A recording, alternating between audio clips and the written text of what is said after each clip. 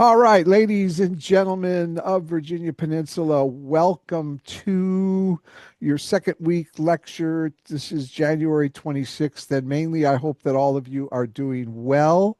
When I attended a division meeting on Friday, is when we were told that campus would be closed Saturday and Sunday, and then in remote mode today. It brought back memories, vivid memories. My first winter in Virginia was in 2004. And I was living with my dad and stepmom in Grafton. And the day after Christmas, we had 18 inches of snow. All the years I lived in Chicago, I remember only one time where we had that much snow and more. 18 inches was a lot.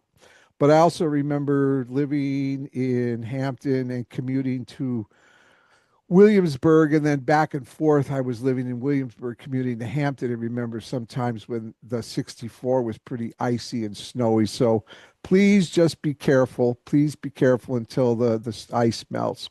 All right. So without further ado, oh, I love the cat. His name's Ken. His brother Wilkie is on the bed. My son is a big cat lover. Yeah. All right, let's dive into the lecture, ladies and gentlemen, and I'll put this on so you can hear the video clips.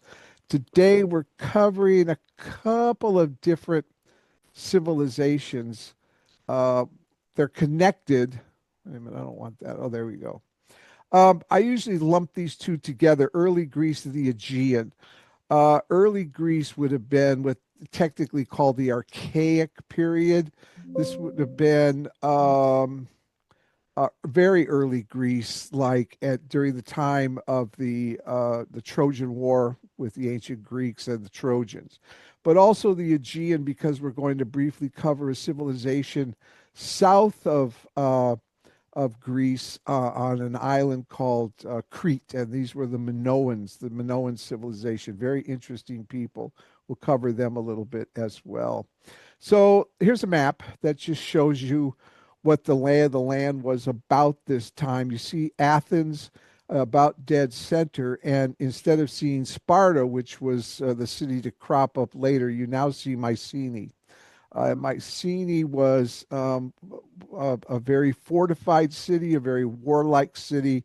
Um, and you see Athens, Mycenae, and then if you look up at the top on the right, you see Troy. Troy was the site of the Trojan War between the Greeks and the Trojans, and I have more on that a little bit later. But we'll also look at if you look at the very bottom on the right, you see the city of Knossos. This is the island of Crete where the Minoans lived. And even though you have a city like Mycenae that's fortified with these very thick walls and they're warlike people, you have the Minoans on Crete who are very, very peaceful. The historians and archaeologists have found little in the way of weapons or fortifications. In fact, they found them to be very sophisticated people who had underground piping, if you would believe that, and even claims of flush toilets. So imagine that in about 2500 BC, flush toilets in this particular place. And the Minoans, by the way, were very fond of worshiping their goddesses more than their gods. In fact, there were even men who dressed up as women in female clothing and garb to honor their goddesses. So they were very, very interesting people. So let us move on to Archaic Greece. This is sort of a background on the time period. The next period of Greek history is described as Archaic and lasted for about 200 years, from 700 to 480 BCE. That's moving into the classical period that we'll cover next week. During this epoch, Greek population recovered and organized politically into city states. City states were these were completely independent of one another. Unlike our United States, we do have separate municipalities and towns and cities and counties and states. that have separate laws from each other, but we're all under the banner of the federal government, the United States. The city states were completely opposite one another. What laws and policies and customs they had in Mycenae could be totally different than they were in Athens, and the two were not under the banner of like a federal or a singular government of Greece. So they were comprised of citizens, foreign residents, and slaves. This kind of complex social organization required the development of an advanced legal structure that ensured the smooth coexistence of different classes and the equality of the citizens, irrespective of their economic status. We see this evolve into, excuse me, in classical Greece, uh, that we'll pick up next week. We'll find that classical Greece is developing into a government form of democracy, which we have emulated here.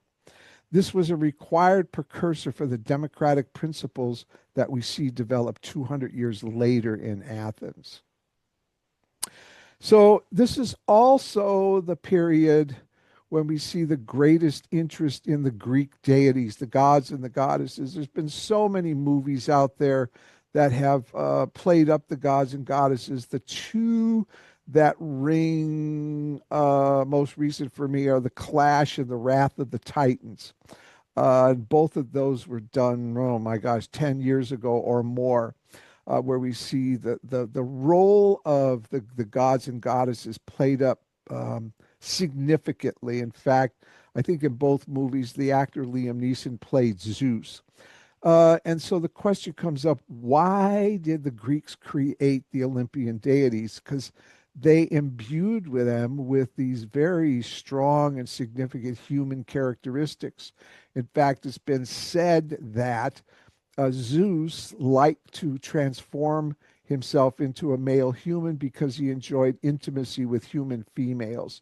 And if you've studied the gods or you know anything about them, you know about Hades and Aphrodite and or not Mars, but oh, Ares, thank you, the Ares. god of war. Thank you.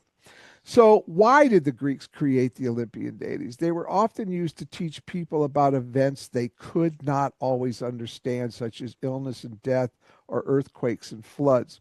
What I get out of that is that you're dealing with a people at a time in history that didn't have a lot of scientific knowledge, so they couldn't examine life around them in ways that we do today. We know, what causes the moon to come up in the nighttime, and what causes tides, what causes earthquakes, what causes certain illnesses and death. We have a bank of scientific information that we can rely upon to help us negotiate through life, but these people did not. And so the gods sort of created a way for them to, I would say, sometimes use the gods and goddesses as an excuse when things didn't go right, or praise the gods when things did. So, an example might be if you have a fisherman who's out fishing in the same place for 5 days and he's not catching a single fish, he might be tempted to blame the god Poseidon for that.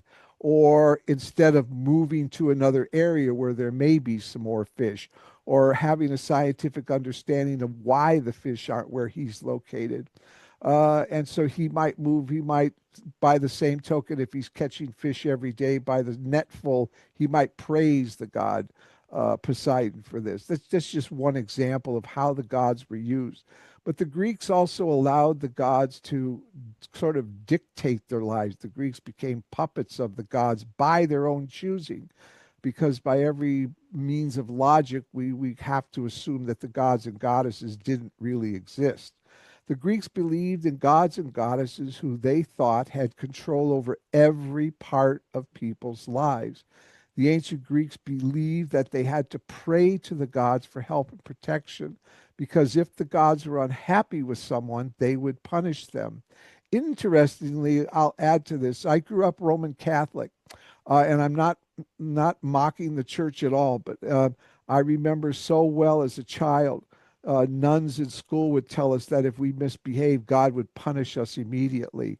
So it was meant to put us on guard that if we misbehaved, that we better behave, because if we didn't, God would find a way to punish us immediately. And you're a young child, that's very scary.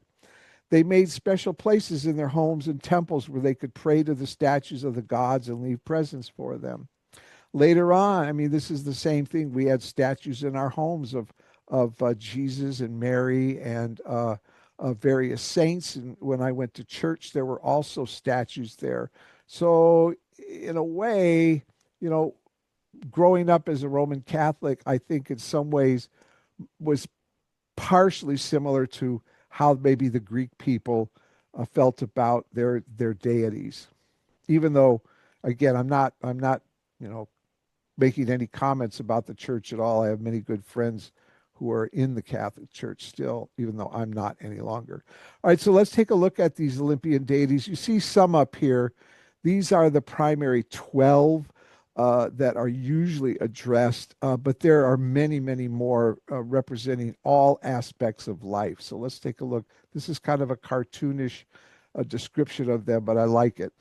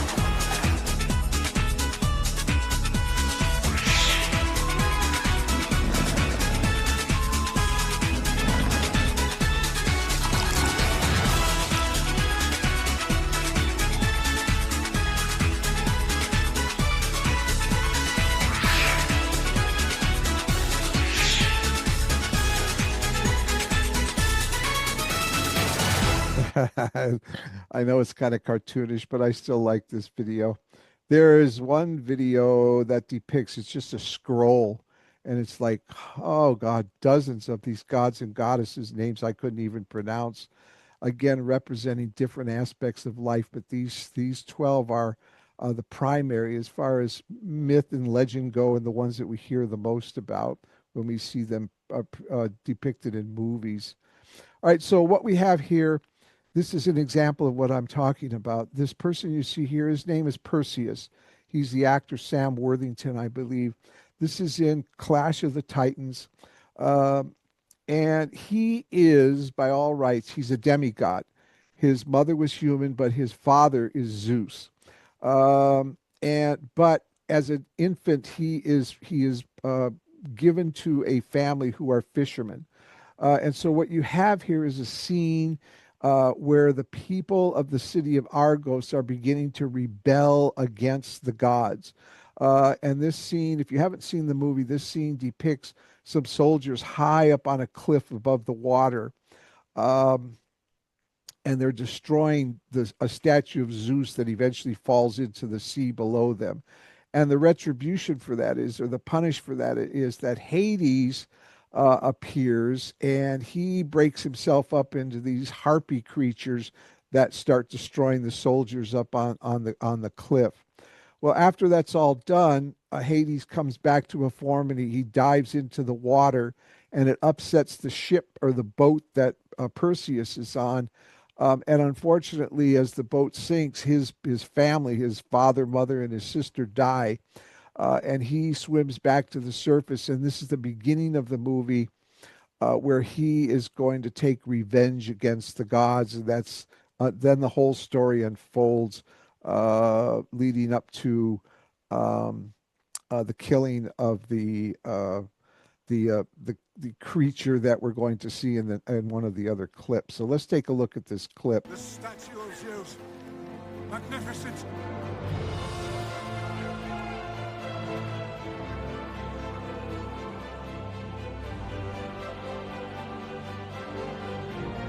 By the way, Mars is the Roman god of warfare. Something isn't right. The soldiers. Say that again. Mars is the Roman god of Oh, warfare. yeah. The Romans borrowed from the Greeks. Yeah. They just named the gods after planets. Oh, there goes Zeus.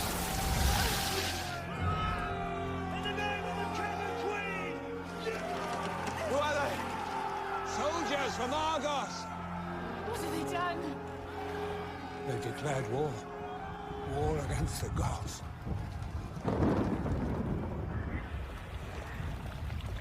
Here comes Hades.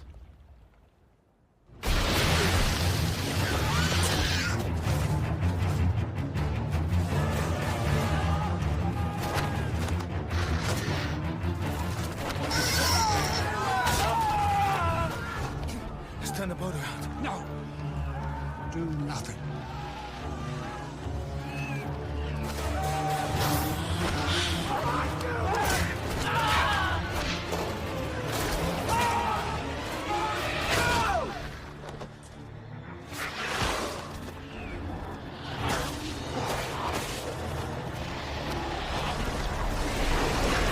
All right, there's Hades.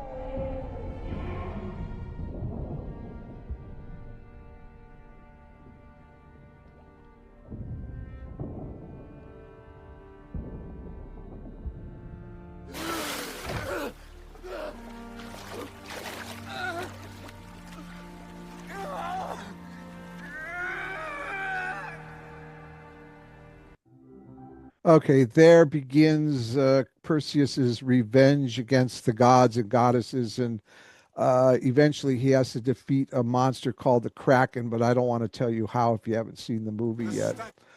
Here we have a scene where Hades has approached. This is Zeus, played by Liam Neeson, and Hades has convinced Zeus that the people, the humans, are falling out of love or out of love and worship for the gods, and that they need to be punished. And this is where Zeus makes this declarative statement: "Release the Kraken." This monster appears and um, starts destroying Argos, and that they end the scene there. So let's take a look at it. It's a very horrible beast. Brother, it is time for the mortals to pay. My child waits to do your will.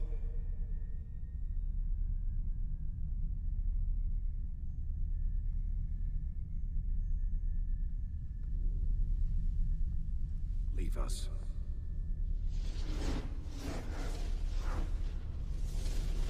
This is a famous line in the film. Release the Kraken! Oh my. By the way, isn't this a remake of a similar movie from a while back? Yeah, late 60s. Okay, I thought people were familiar. Yeah. I've never watched the movies, but I have put them in the list. I'll talk more when it's done, the clip.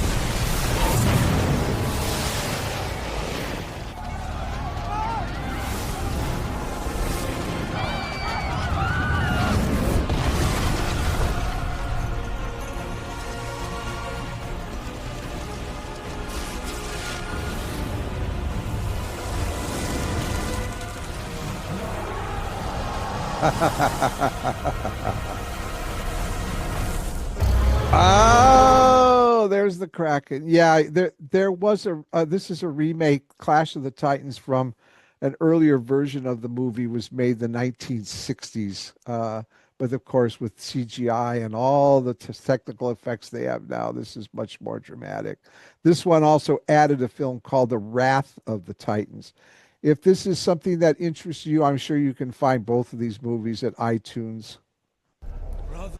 All right, so now we take a look at Homer, who is famous for documenting the Trojan War that we're getting into here in his books called, well, now they're written, but in his time these epics were sung, and that's called the Iliad, which is the Trojan War that lasted about 10 years, and then you have the Odyssey, which is the journey of King Odysseus after the Trojan War. It takes him another 10 years to make it back to his wife, and they're documented in these books. Maybe you've read these when you were in high school. I did, but it's been so long ago that I'm sure some of these movies that we see are taking like literary license with the two stories.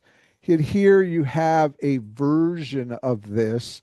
That's Brad Pitt, who's playing the role of Achilles in a movie called Troy.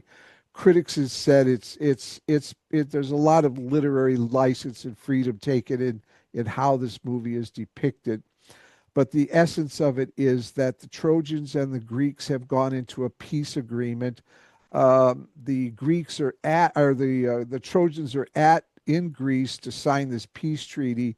But what is revealed is that one of the sons of the Trojan king, Paris, is in love with one of the wives of one of the Greek kings, and her name is Helen. Maybe you've heard the phrase before, the face that launched 1,000 ships. Well, that's referring to the beauty of Helen, because once the Trojans leave Greece, Paris stows Helen away on the boat. And when he reveals this to his brother Hector, Hector goes insane and says, "You realize what you've done? We just had this peace treaty." But Helen winds up in Troy, and the Greeks use this as a reason to waged this 10-year war with the Trojans. Well, in this mix is Achilles, who is kind of he's the leader of like a special forces group. And so in this particular scene from the movie Troy, you see the expanse of the ships headed. After all this has gone down now, we see the Greeks are heading to Troy for this war.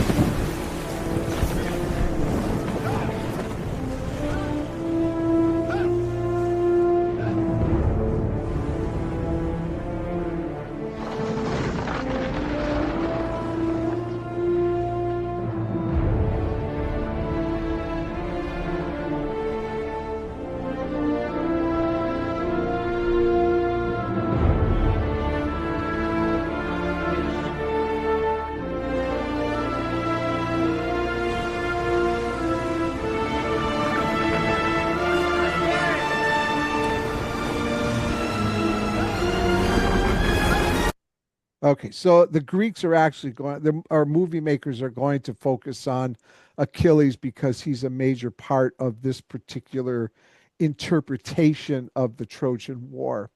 And actually, he too is supposed to be a demigod. His mother, or protected, he's protected. His mother dipped him in the river Styx, and so he was protected from all harm except where she held him at the heels. That's why today medical world calls it the Achilles heel, because when he's finally killed, it is with an arrow that hits his ankle. So here we now have a scene after 10 years. The Trojans are still sealed up in their high walls in their city, and the Greeks just can't seem to break through and defeat them. And after 10 years of war, they're probably feeling very worn out. They've lost many men. And so King Odysseus, a Greek king, has devised this idea of the Trojan horse. So the idea is they'll build the Trojan horse, they'll leave it on the beach, and then the Greek army will recede and hide away, leading the Trojans to believe that maybe the Greeks are gone and have left this gift. Of course, what we know now today is that inside the Greeks are hiding inside the horse. The horse is taken inside the gates of Troy, and then at nighttime, after all the revelry and people are drunk and sleeping, the Greeks sneak out. They slaughter the guards. They open up the gate, and they signal to the army, and the army comes in, and that's how Troy is eventually sacked. So here you have the scene where the horse is first discovered. If you're familiar with the actor Orlando Bloom, he's the one who plays the role of Paris, who started the whole problem by falling in love with Helen.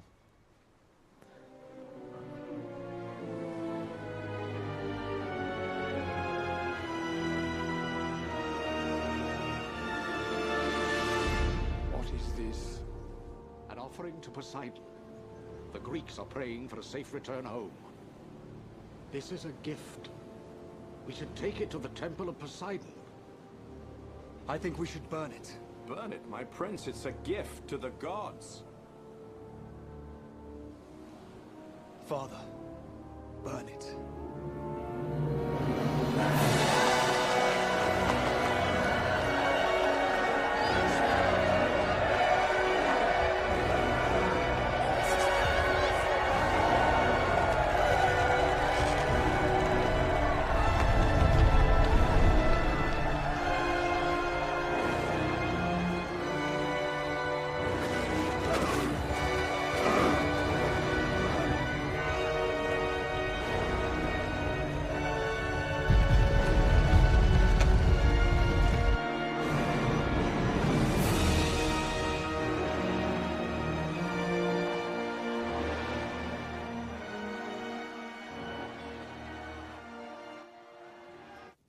Uh-oh.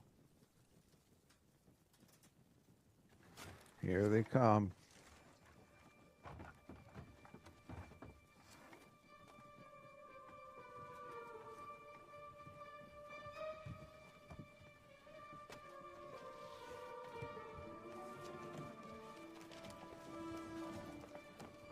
And that's King Odysseus.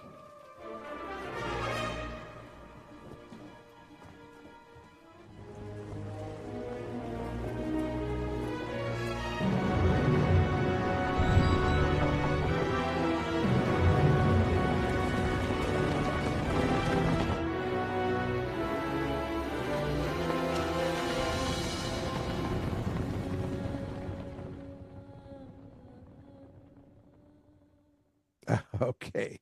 And so the battle scene unfolds after this that leads to the end of the film.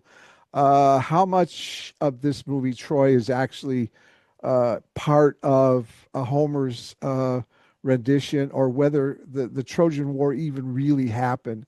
I don't think archaeologists and historians have determined that yet 100% that it did happen, but it certainly makes for a great story and great myth. But the Greeks do destroy Troy. In fact, plays have been written about this, Greek plays. So one other aspect that has happened is the Greeks start spending, they start finding more interest in themselves. They start praising themselves more as human beings. Maybe it's like children growing up and moving away from their parents. They're beginning to put more stock in themselves as human beings, and less stock in themselves as puppets of the gods and goddesses.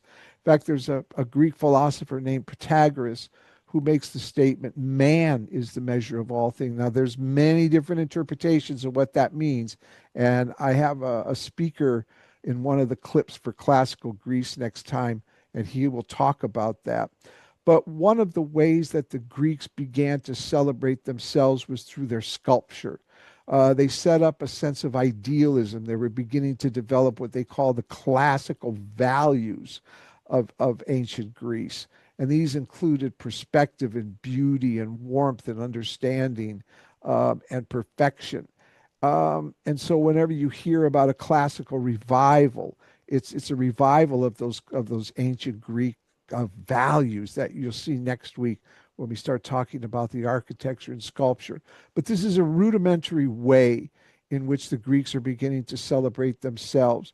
And the nudity is just part of it. The men were always nude. I mean, well, not always, but most of the time they would do gymnasium in the nude. Sometimes they even fought in the nude. So it was very common for this. But what I want you to focus on is the simplicity of this sculpture, because next week I'll show you some other sculptures to show how advanced they had become in this technique of expressing classical values through sculpture. You'll see how far they had actually come in the detail, and the representation of the human body is incredible. This is just a crude beginning of that. And so let's take a quick look now at the island of Crete. Again, this was the home of the Minoans. You see the palace of Knossos there, just right of center. They were bull worshippers. Many of their worship icons were female. And they, as I said, they were just very, very peaceful people who had very sophisticated ways of living for this time in history. And historians found not only what I mentioned a moment ago, the underground piping, but also interesting and very sophisticated ways of preserving food underground. So they were just a different kind of people.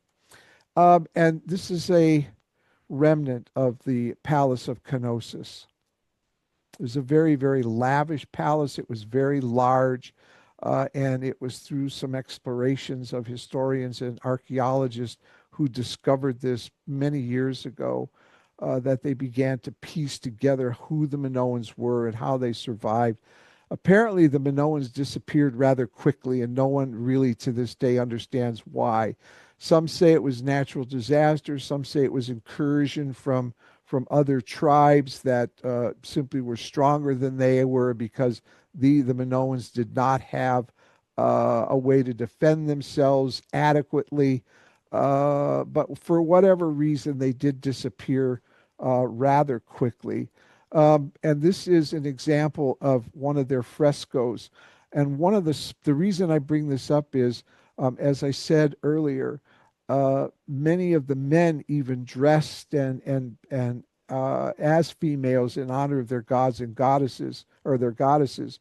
So one of the ways that the people who created art were able to show the difference between men and women is that they would paint the women in white and the men in red. So what this appears to be is relates to a sport back then called bull leaping. And it seems to depict a female at either end of this massive bull and then the male jumping over it from head to toe. Now, early on, as far back as when I first started teaching this course in 2006, the authors of the textbook that we used to use back then indicated, or they wrote in the textbook, that it was impossible for this sport to exist. And so, what did I discover years later? This is Spain in modern times.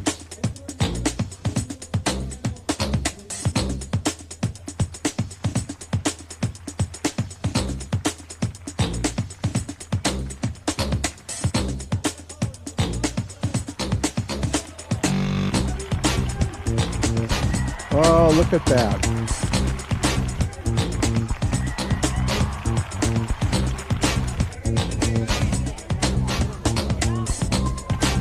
Wow.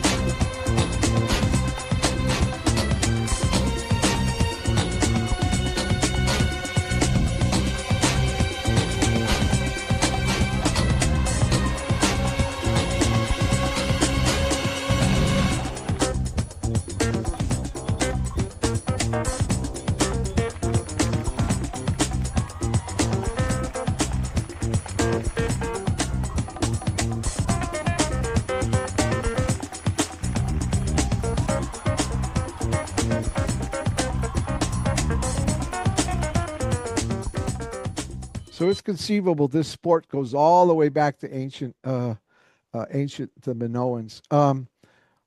I actually have I see a lot. I have a lot of respect for the participants in this. Whether, I mean, I don't know if women do, but if they do, they're right there with the men. They must have tremendous physiques, because unlike the toreadors in Mexico, who have spears and capes and swords to help protect against the bull, the raging bull, these ladies and gentlemen have nothing. All they have are their physiques to jump over the bull.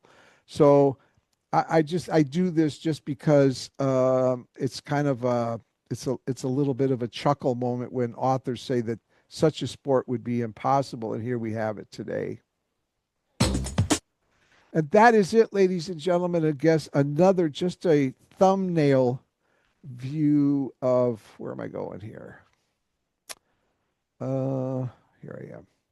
Another thumbnail view of another civilization. This would be early Greece. And let me, they've changed the edit feature. Let me just take out the link for the lecture. We don't need this. And I'll remind you that for your class, you have an office hour every Monday at noon. And if you want, you can drop by during that office hour if you need to see me. So next week, you'll have the same. I'll have the links here. Classical Greece is what we're going to cover next week. Whoops. And let's see what I have done as an assignment for you. I think I have all the assignments worked out through, I think, spring break. And I'll try to get more of those added a little bit later. All right, so let's take a look at the Aegean. And I believe your Mesopotamia Egyptian assignments are due today. All right, so this is a discussion board. I'll have your lecture recording up here later. Your topics are, your options are, summarize the Minoan culture. I didn't show you the draw Greek Doric column. I'll have to add something to this, because that is usually connected to, has anybody started this? I might change some of the options here, because what I'll do is I'll add an image of a Doric column to this assignment site here, so you have an idea what they look like, because the columns actually sort of evolve. The Doric was the most simple, but It's it's the hallmark of Greek classical culture, this architectural order.